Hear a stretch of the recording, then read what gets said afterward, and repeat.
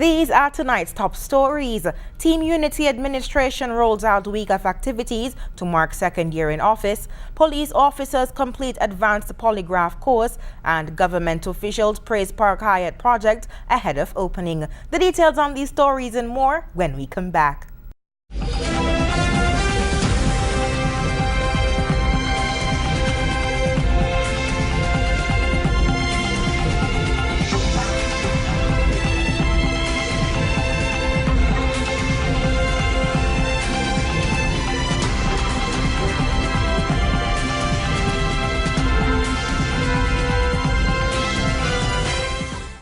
Good evening. Welcome to the ZIZ Channel 5 newscast. I am Shaira Flanders. A church service gospel extravaganza, youth explosion, and the launch of several government programs are just a few of the activities scheduled to commemorate the 2-year anniversary of the Team Unity government. Prime Minister Dr. the Honorable Timothy Harris revealed the full list of people-oriented events for the week of activities on Wednesday, February 1st, 2017, during his monthly press conference. The week will begin with a worship and thanksgiving service starting 8:30 a.m. on Sunday, February 12th at the Co-Cathedral of the Immaculate Conception, and this will be followed by a massive gospel concert at Greenlands Park, and this concert will start at 6:30 in the evening. As you may recall, it was at Greenlands Park that we launched the Team Unity movement on the 26th of September 2013. This park then is of particular significance to our government and to our supporters and well-wishers. Nevis will also play a significant part in the week of activities, according to Prime Minister Harris. On Monday, February 13th, the federal cabinet will for the first time meet on Nevis, and later that evening, there will be a town hall public forum in Charlestown starting at 7:30 p.m. On Tuesday, February 14th, government ministers and officials will conduct visits to schools and other learning institutions in St. Kitts and Nevis. Also on that day, parliamentary representatives and government officials will participate in one-on-one consultations in each constituency in St. Kitts and Nevis. The government will on Wednesday, February 15th, launch 5 additional apps for its e-government portal. A special edition of Working For You, featuring the Prime Minister, Deputy Prime Minister, Honorable Sean Richards, and Premier of Nevis, Honorable Vance Amory, will highlight the history and philosophy of Team Unity. Later that evening, there will be a public town hall meeting in Challengers at 7:30 p.m. On Thursday, February 16th, senior government officials at the ministerial level will return to the airwaves, this time appearing on WinFM's Voices program. That same afternoon, the government will launch its Skills, Training and Empowerment Program, or STEP. A groundbreaking ceremony for the Team Unity Housing Solutions will take place on Friday, February 17th. Under this housing plan, approximately 300 homes will be built throughout St. Kitts and Nevis and will feature an income-based repayment plan. Friday will also see the distribution of the commemorative magazine 50 Plus, highlighting over 50 commitments of the Team Unity government within the first 2 years of leadership. The activities on Friday will culminate with a youth explosion featuring performances by a number of talented nationals and capped off with a performance by Jamaican dancehall artist Dexter Daps. At 7 a.m. on Saturday, February 18th, the Women of Unity will be having a Team Unity breakfast west of the old Treasury building in Bastille. Then from 7 to 9 p.m. in the evening, Prime Minister Harris will host a reception at Government House. The week of activities will officially end on Wednesday, February 22nd, when the administration will host a public lecture on the topic of good governance. We intend to bring in an expert from abroad to speak on this particular matter. The 22nd of February is an important date. As many would recall, it was on this date that the cabinet was formally presented to the people of St. Kitts and Nevis. So this is being reflected here. We have not forgotten from whence we came, where we started, nor have we forgotten the people that helped to make the delivery happen in the elections of the 16th. The Team Unity government was elected into office on February 16, 2015. 3 officers of the Royal St. Christopher and Nevis Police Force completed the Regional Security System Training Institute's RSS-TI Advanced Polygraph Examiner course on Friday, February 3rd in Antigua. The officers are Inspector Eldrin Dickinson and Sergeants Concy Rogers and Valentine Hodge. They were joined by officers from Antigua and Barbuda, Barbados, Dominica, Grenada, and St. Vincent and the Grenadines. Inspector Eldrin Dickinson said, quote, "The objective of the training was to reinforce already acquired skills and to highlight the latest changes in policy and procedures with regards to the principles of polygraph for the participants." He added it was also a good refresher for techniques relating to both pre-employment screening and diagnostic testing, end of quote. Commissioner of Police Mr. Ian Quealy said, quote, "The timing of this training was relevant and also spot on, as our police service has decided to embark on the wholesale usage of polygraph screening as part of the recruiting process and also in part to ensure the integrity of the force is maintained throughout the ranks," end of quote. Commissioner Quealy added their skills will be put to use. Government officials rendered high notes of praise for the Park Hyatt St. Kitts project after a recent tour of the construction site. At the end of the tour, Prime Minister of St. Kitts and Nevis, Dr. the Honorable Timothy Harris, explained what the completion of the Park Hyatt St. Kitts would mean for the Federation of St. Kitts and Nevis. Overall, this project will add much to the macroeconomic profile of St. Kitts and Nevis, to our standing as an upscale destination, and will add to our own efforts in our citizenship program to bring a discerning citizen to St. Kitts and Nevis, who we hope will bring their families and their friends to spend a wonderful time here, to live, to invest.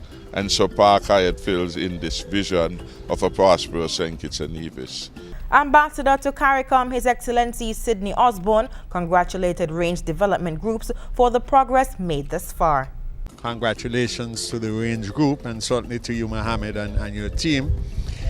This has been my very first visit to the site. I know I've seen it in the distance from Spice Mill and those areas there. And I must say that I'm more than amazed as to what I see here in terms of this Park Hyatt Regency Hotel.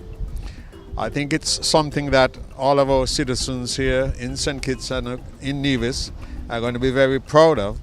And I want to just say that our citizens must see this as a part of us. Attorney General the Honorable Vincent Byron Jr. said that he was grateful that Range Development chose to bring the upscale facility to the island. I too would want to commend Mohammed Azaria, and we don't have him here with us, but our very good friend Kamal Shehadi, who is one of the movers and shakers here in the construction of this wonderful facility. We are very grateful to Range Development for the way in which they have come to St. Kitts, have become part of the community, and are working very hard to encourage our people to be a part of a wonderful upscale facility that can do wonders and will do wonders for our country. The Park Hyatt St. Kitts is an over $130 million development that is scheduled to open between spring and the summer of 2017. After the break, Dr. the Honorable Timothy Harris's Domino League continues to foster community spirit, and Good Governance Town Hall meeting heads to constituency number 1 next week. Stay tuned, we'll be right back. Welcome back. In other local news, Prime Minister Dr. the Honorable Timothy Harris received praise on Wednesday evening for his continued sponsorship of the Constituency 7 Domino League.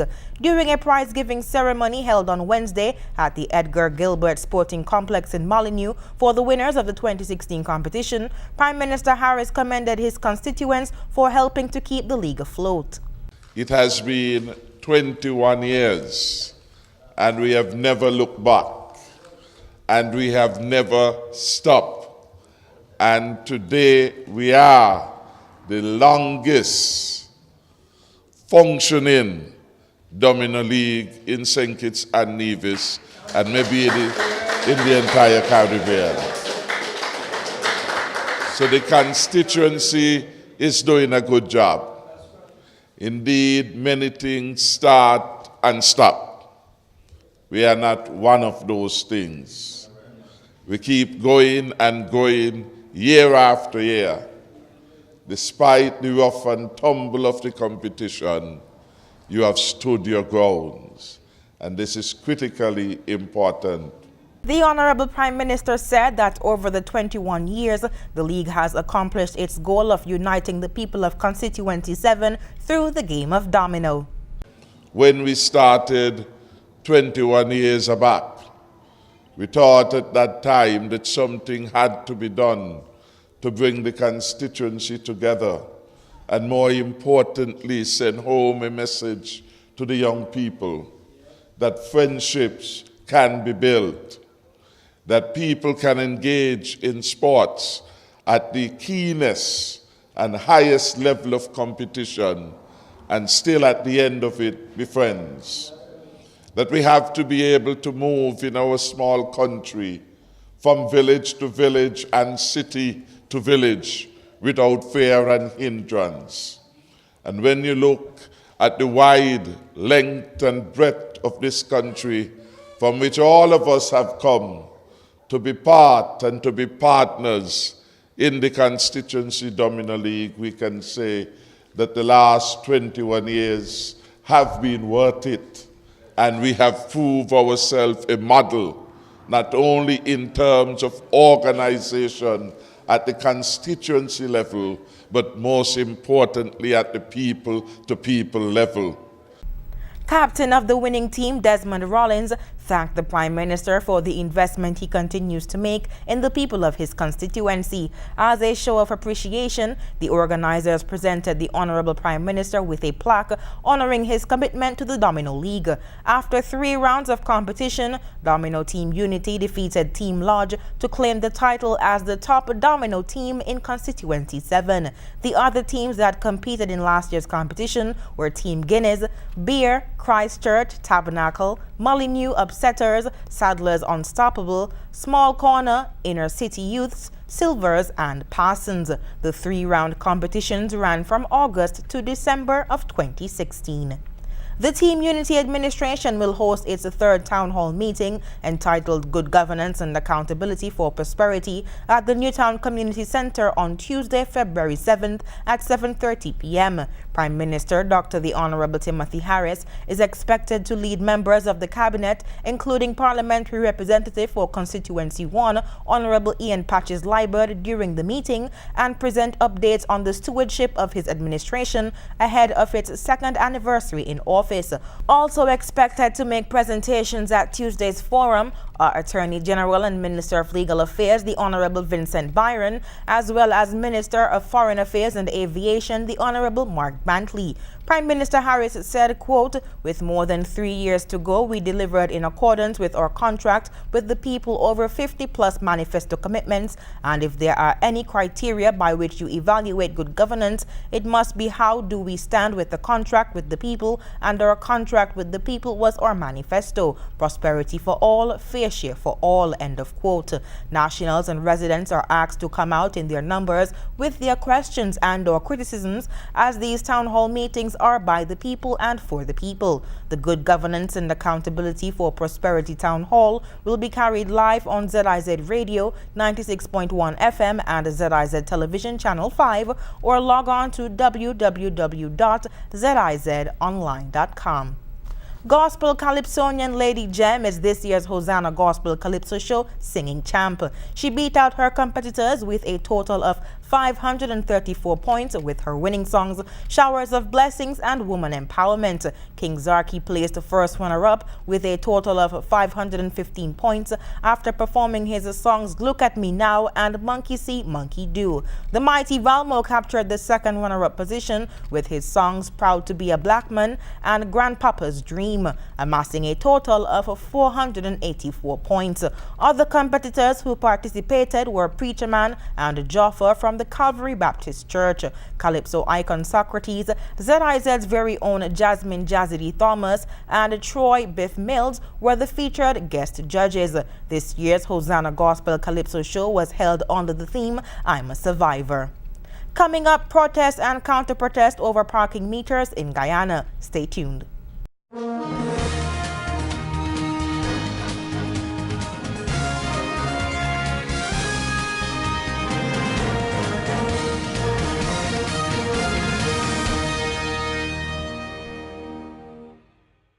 Welcome back. Moving on to news on the regional scene in Guyana. HGP's Royden James says it was quite a scene in front of City Hall on Friday as the citizens protested the placement of parking meters, triggering workers attached to Smart City Solutions and the City Hall to engage in a counter-protest. Here's more.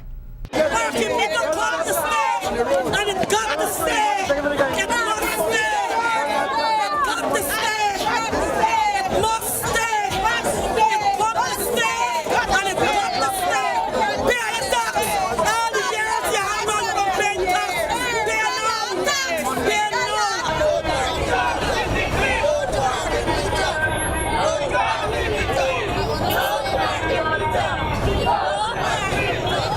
That was the scene in front of the Georgetown City Hall on Friday when hundreds of citizens turned up to protest what many called a burdensome parking meter project. But Town Clerk Royston King is saying that the parking meters are here to stay. Parking meters will stay, and those who use our spaces will pay for those spaces. Persons continue to say that they have no problem with the parking meters, but the manner in which it was rolled out. The town clerk believes that everything was done above board. Member of Parliament for the People's Progressive Party, Dr. Vindhya Prasad, was also on the picket line, rejecting the parking meters. People are taking a stand against something that is unjust, and people are making their views known and how they feel. So I think this is a step in the right direction, and I stand proudly with them. We will not be bullied. We say no to parking meters. Georgetown Mayor Patricia Chase Green didn't appear too bothered about the protest. We are having positive response from the majority of persons. We are having positive from the business people and from everybody. But even as the mayor said that the businesses are responding positively to the project, the Private Sector Commission issued a statement on Friday saying that the project should be scrapped. One of the persons who organized the protest also spoke to the media. We are not supporting this project in the current state. We want that contract revoked. We have not seen the contract, and if the bylaws are this bad, I don't even think we as citizens want to know what's in the contract. It's almost like selling the city's soul. Citizens want a sit-down with the administration at City Hall, but the town clerk believes enough consultations were done. Royden James, HGP Nightly News. Coming up, French police seek to establish whether Louvre attacker acted alone. We'll have the details when we come back.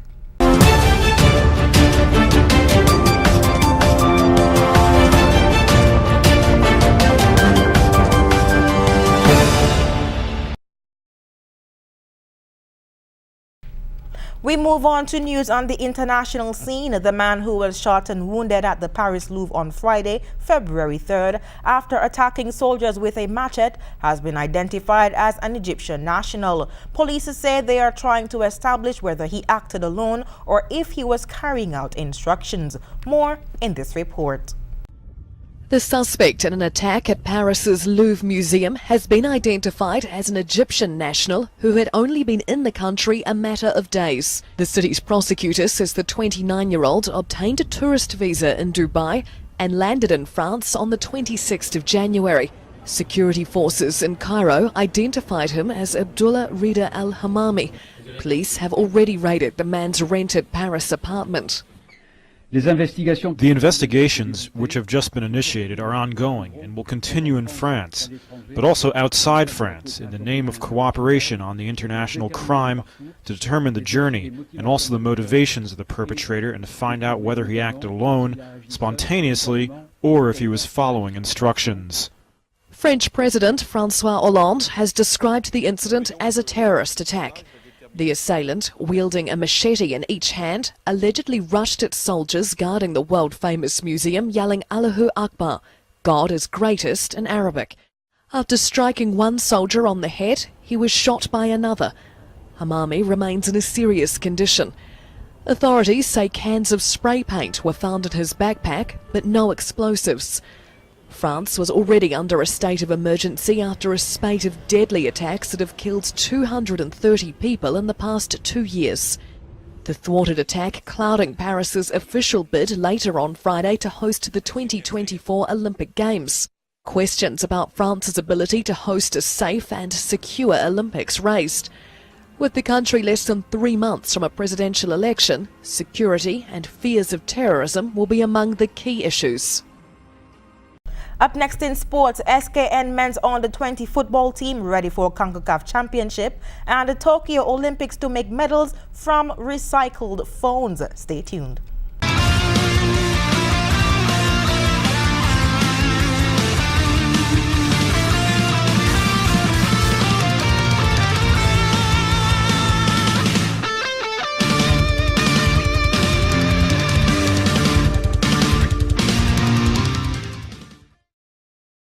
The countdown to the 2017 CONCACAF Under-20 Championship is now on as the St. Kitts and Nevis Under-20 national football team makes final preparations before departing the Federation for Costa Rica on the 7th of February. In October 2016, the team qualified in the CFU Caribbean Cup Finals held in Curacao. They have been drawn to play in Group B that includes the national teams from Haiti, Panama, and the United States of America. Their first game will be on the 18th of February against Haiti, followed by Panama on the 21st of February and the United States on the 24th. The team's manager Lenny Lake provided an update on how the team was preparing for the prestigious and highly competitive championship. He said the preparation plan was designed around making sure that the players stayed at a high level of fitness, and then early in January 2017 began the tactical work. By the end of January, the team began to prepare under a competition environment, playing against an elite team of players drawn from various football clubs as part of the elite preparation camp that was instituted. In that regard, the SKNFA invested in additional expertise to raise the probability of success. Prior to leaving the Federation, the team will have the services of a professional goalkeeper coach.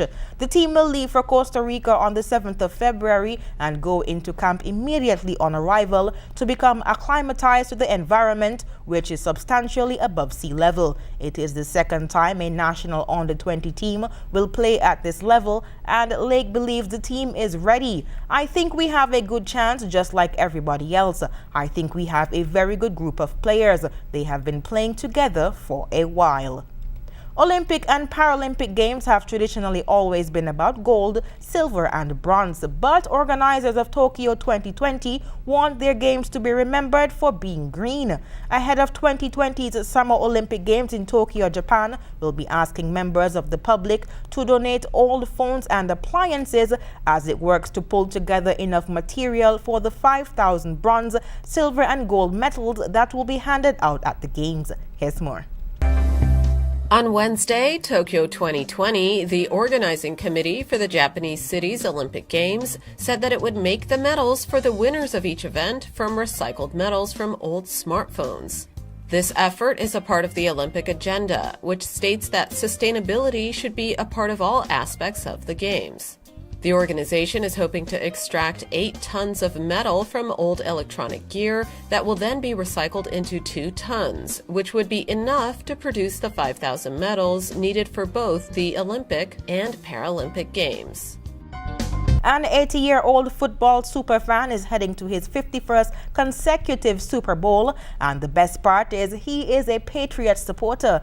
Don Chrisman of Kennebuck, Maine was in the crowd with a group of 4 friends when the Super Bowl kicked off for the first time in California back in 1967.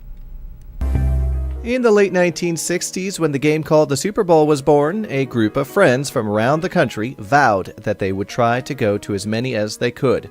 Don Chrisman was one of those friends, and today at Logan Airport, he boarded his flight to Houston for Sunday's game between the New England Patriots and Atlanta Falcons. He said the big game has changed a lot since the first time he attended. Chrisman said, "Oh, it's dramatic. You go back to the early days, it was like a college bowl game."